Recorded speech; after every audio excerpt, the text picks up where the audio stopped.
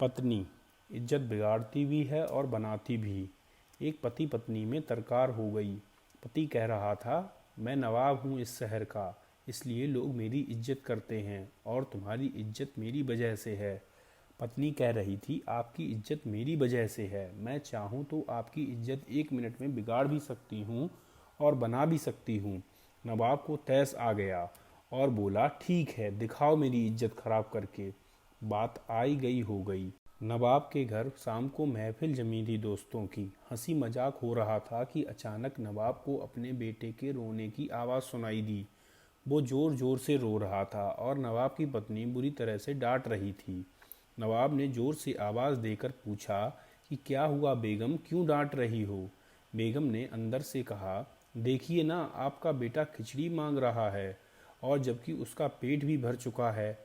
नवाब ने कहा, तो दे दो थोड़ी सी, क्या दिक्कत है? बेगम बोली, घर में और भी तो लोग हैं, सारी इसी को दे दूं? पूरी महफिल शांत हो गई। लोग कानाफूसी करने लगे कि कैसा नवाब है, जरा सी खिचड़ी के लिए इसके घर में झगड़ा होता है।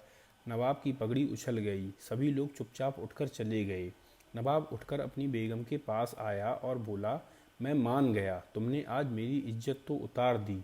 लोग भी कैसी कैसी बातें कर रहे थे, अब तुम यही इज्जत वापस लाकर दिखाओ। बेगम बोली, इसमें कौन सी बड़ी बात है, आज जो लोग महफिल में थे उन्हें आप फिर किसी बहाने से निमंत्रण दीजिए। नवाब ने फिर से सबको बुलाया। बैठक और मौज मस्ती के बहाने सभी मित्रगण बैठे थे। हंसी मजाक चल रहा था कि फिर वही नवाब के बेटे की रोने की आवाज़ सुनाई दी। नवाब ने आवाज़ देकर पूछा, बेगम क्या हुआ, क्यों रो रहा है हमारा बेटा? बेगम ने कहा, फिर वही खिचड़ी खाने की जिद कर रहा है। लोग फिर एक दूसरे के मुंह देखने लगे कि यार, एक मामूली खिचड़ी के लिए इस नवाब के घर पर रोज़ झगड़ा होता है।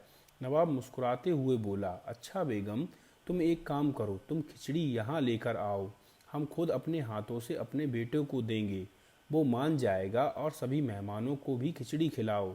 बेगम ने जवाब दिया, जी नवाब साहब। बेगम बैठक में आ गई और उसके पीछे नौकर अपने साथ खाना लेकर आ रहा था। भगोना नीचे रखा और बेटे के साथ साथ सभी मेहमानों को खाना परोसा। सारे नवाब के दोस्त हैरान रह गए। जो परोसा जा रहा था वो चावल की खिचड़ी तो कतई नहीं थी। उसमें खजूर, पिस्ता, काजू, बादाम, किशमिश, गिरी इत्यादि से मिला कर बना हुआ सुस्वादिष्ट व्यंजन था। अब लोग मन ही मन सोच रहे थे कि ये कैसी खिचड़ी है, नवाब के घर इसे खिचड़ी बोलते हैं, तो मावा मिठाई किसे बोलते होंगे। नवाब की इज्जत को चार चांद लग गए। लोग नवाब की रईसी की बातें करने लगे। नवाब ने बेगम के सामने हाथ जोड़े और कहा, मान गया मैं कि घर की स्त्री इज्जत बना भी सकती है और बिगाड़ भी सकती है, और जिस व्यक्ति को घर में इज्जत हासिल नहीं, उसे दुनिया में कहीं इज्जत नहीं मिलती। सृष्टि में यह सिद्धांत हर जगह लागू हो जाएगा। अहंकार युक्त जीवन में स्त्री जब चाहे आपके अहंकार की इज्जत उतार सकती है और नम्रता युक्त जीवन में इज्जत बना सकती है। इसलिए स्त्री का सम्मान करना चाहिए। कहानी अगर पसंद आई हो तो चैनल को लाइक, सब्सक्राइब और शेयर करना ना भूलें, और साथ ही साथ कमेंट करके हमें ज़रूर बताएं कि कहानी आपको कैसी लगी।